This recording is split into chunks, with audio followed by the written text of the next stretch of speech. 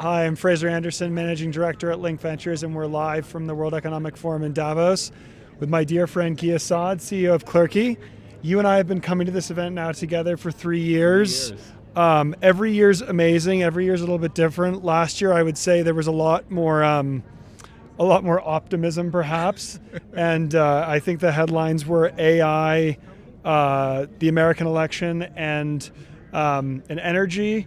I think a lot of AI this year, maybe a little bit more AI optimism this year. I'd say slightly more dour mood on the political situation. Yeah, it feels almost like Sell America. Yes, and but energy very much top of mind. What are you hearing that's interesting to you?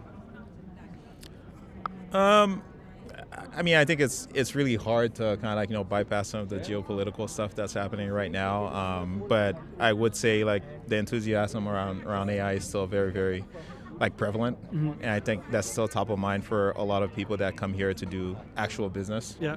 So to say, look, the geopolitical tensions, what I would say is never been against America.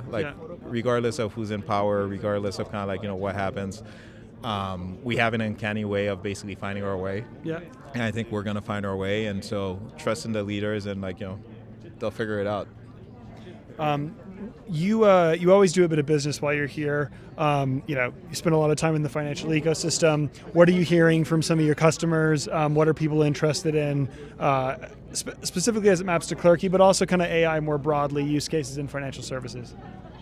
Yeah, again, I think it's one of those where politics is causing a little bit of a noise. I think for a lot of the customers that we deal with, I think a lot of what's top of mind right now is kind of this credit card cap, interest rate cap that is going on.